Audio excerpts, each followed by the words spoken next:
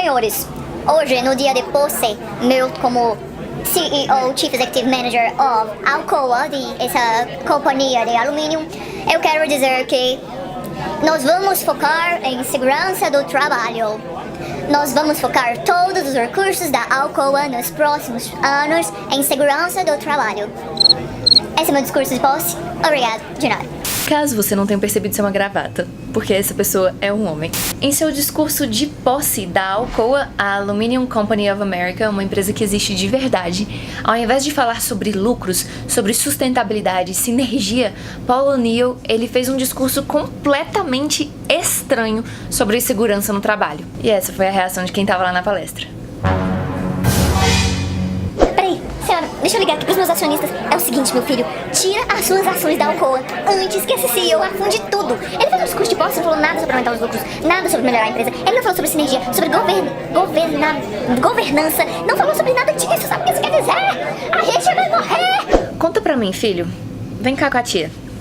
Se você estivesse sendo contratado hoje por uma empresa multinacional extremamente grande e poderosa dos Estados Unidos, você falaria sobre segurança no trabalho? Esse seria o seu discurso de posse? Eu acho que para poder impressionar, você falaria muito mais do que isso, porque segurança do trabalho é uma coisa que não faz sentido nenhum. Por que Paul O'Neill falou sobre isso?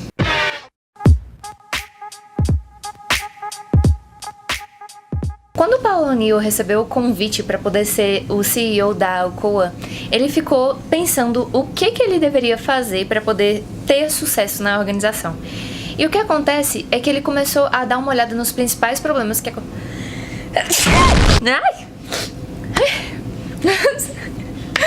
Esse vídeo foi muito impactante. Ele começou a procurar os problemas que tinham na organização para poder resolver. Para poder assumir, saber se ele queria realmente ser CEO lá da Alcoa, ele começou a observar quais eram os principais problemas que aconteciam na linha de produção. E o que acontecia é que a Alcoa, como uma produtora de alumínios, ela tinha muitos acidentes no trabalho. Eu não sei se você já viu lugares que tem esse tipo de forja, só que são máquinas grandes e que, assim, tem um risco muito grande. Porque quando um negocinho daquele respinga, ferrou, filho. Você vai perder o braço, entendeu? Não existe acidente leve, existe só acidente grande. Então, cada vez que tinham acidentes, cada funcionário tirava mais ou menos um dia de folga. E, assim, de acidentes do trabalho, tinham pelo menos uma vez por semana tinham acidentes em toda a organização. Isso é muito grave, porque parava a produção, piorava e tudo mais. E qual que foi a estratégia dele? Ele pegou uma única coisa, que foi segurança no trabalho. Ele começou a colocar isso como uma recompensa dentro da empresa. Ou seja, para você conseguir ser promovido, o seu setor deveria ter respeitado as normas de segurança no trabalho. Só que o que aconteceu? Naquela época, a Alcoa não tinha nenhuma norma de segurança no trabalho. Então as normas precisavam... Olha só, para ser promovido, a Alcoa precisava de ter normas de segurança do trabalho que tinham, mas eram falhas naquela época. Para isso, eles precisavam mudar o maquinário. Mudando o maquinário, eles tiveram menos desperdício.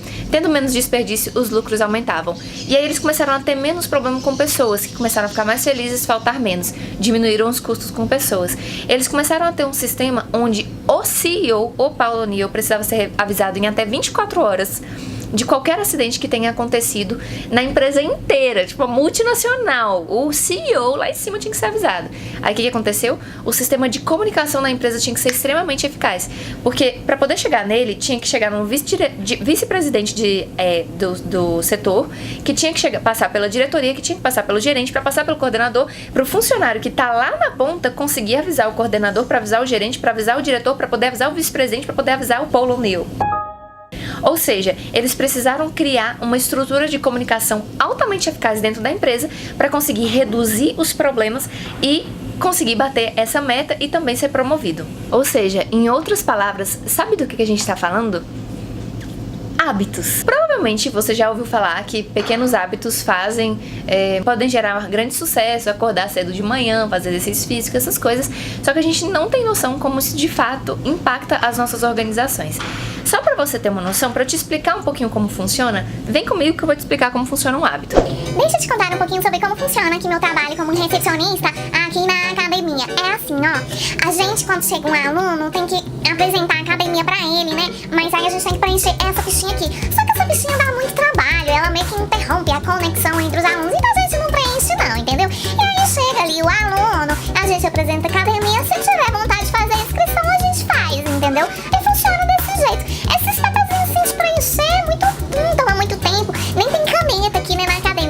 gente tem um problema de caneta, que a gente não tem caneta pra preencher o papel. E o papel, quando acaba, não temos impressora pra poder imprimir o papel. Então é tão difícil preencher esse papel que a gente não preenche, não. De vez em quando o chefe lá reclama, diz que a gente não tem registro desses alunos, mas como eu te falei, né?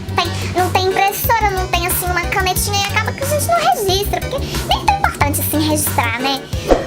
O loop do hábito é formado por deixa, rotina, recompensa. Sempre que a gente faz um determinado hábito, ou seja, a gente tem que escolher entre ir pra academia ou comer alguma coisa, a gente é movido pela recompensa. Ou seja, é muito recompensador eu ter um monte de serotonina no meu corpo e comendo uma comida gostosa com pouco trabalho. Então, sempre quando eu tenho a deixa, eu chego em casa e sento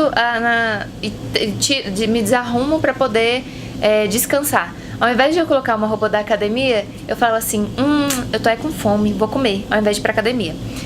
Ou seja, essa foi a deixa. A deixa foi entrar em casa, tirar a roupa pra poder se arrumar, tomar banho. Aí o que você faz? Rotina. Vou comer ao invés de ir pra academia. Recompensa, nossa, estou feliz. Nada como uma boa comidinha na minha barriga com pouco esforço. Isso é o loop do hábito. Deixa, rotina, recompensa. Tem como a gente mudar a recompensa?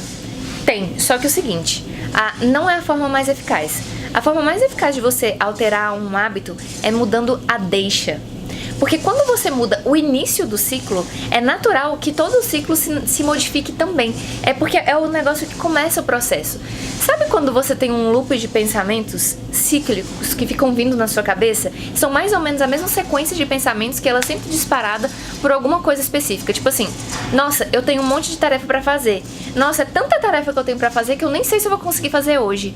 Ixi, eu acho que eu não vou conseguir fazer hoje. Então, eu vou mexer no Instagram, vou mexer no WhatsApp, vou ficar aqui fazendo nada, vou pro Facebook, vou assistir uma série Netflix pra relaxar, porque depois eu faço. É uma série, o que despertou o gatilho pra você entrar no loop da desorganização e de não cumprimento das tarefas foi esse pensamento de que as tarefas que você tem pra fazer são grandes demais. A rotina, assistir Netflix, mexer no WhatsApp, ir pras redes sociais. E a recompensa foi, nossa, eu não tive que me desesperar com esse tanto de tarefa que eu tenho pra fazer. Então, basicamente, qualquer hábito funciona desse jeito. No caso do exemplo que eu dei lá com a nossa figurante, quem me chama? O que ela tem? Ela tem uma obrigatoriedade de preencher uma determinada folhinha quando o aluno chega. Por que isso é importante para a academia? Porque a academia tem o registro dos clientes, tem ali o seu CRM. Ela consegue alimentar a base baseada naquelas informações que ela colhe. Ela também consegue começar a criar uma estatística de quantas pessoas entram na academia e quantas realmente fecham, para poder conseguir alterar qualquer coisa. Ou seja, aquela fichinha gera indicadores para a academia. Ou seja, super, super importante. Mas tem um problema. A recepcionista não tem nem caneta e é difícil de acessar o documento para poder imprimir, porque também não tem impressora. Aí sabe o que ela faz? Deixa. Chegou uma pessoa. Rotina. Nossa, preciso preencher o papel, não tem como, é difícil, eu vou apresentar para não perder a venda. Recompensa, a pessoa fechou, deu tudo certo. Percebe que a deixa, a rotina e a recompensa, elas estão sendo criadas. É um hábito que a pessoa criou ali por causa de um pequeno problema angular que tem ali naquele lugar. É a mesma coisa que aconteceu lá na Alcoa, lá com Paul O'Neill, e é uma história de verdade. Se você quiser saber um pouquinho mais, essa história é descrita no livro O Poder do Hábito. Você também consegue encontrar informações sobre isso na internet. E aí o que acontece? Ele pegou um único hábito, que foi o hábito da segurança dentro da empresa, e começou a criar uma rotina de recompensas, que era a promoção para as pessoas que estavam lá dentro. Quem não quer ser promovido? As pessoas querem receber mais, querem ser promovidas, logo elas precisam exigir que seus subordinados façam aquilo, ou o próprio colaborador, ele também quer fazer aquilo ali para poder crescer dentro da empresa. Ele mudou a deixa para poder a pessoa conseguir aquela recompensa. Deu para sacar? E lógico, para poder esse vídeo não ficar muito teórico, o que a gente vai fazer? Eu convido você a passar um dia como se fosse a Super Nanny. Já viu a Super Nanny quando ela chega na casa dos pais? Ela passa um dia inteiro só observando como que a família funciona. Ela observa os hábitos dos pais, observa os hábitos dos filhos, observa todos os hábitos, mas ela não interfere. A partir do segundo dia, depois que ela observou, ela faz várias anotações e começa a criar regras. Olha só que interessante.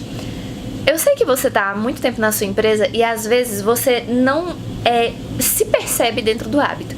Só que o nosso papel como coaches, quando a gente entra dentro da empresa da pessoa, qual que é a nossa função? A gente faz exatamente isso. A gente observa de fora, sem vínculo emocional, o que está acontecendo e a gente começa a transformar as coisas que estão acontecendo ali dentro. O meu convite para você nesse vídeo é para que você seja o coach da sua própria empresa. Passe um dia perambulando pela empresa, vê o que as pessoas estão fazendo, ajude elas, seja o ajudante, seja o estagiário dessas pessoas e ajude elas a fazerem o trabalho dela. Quando você fizer isso, você vai começar a perceber várias manias que essas pessoas têm.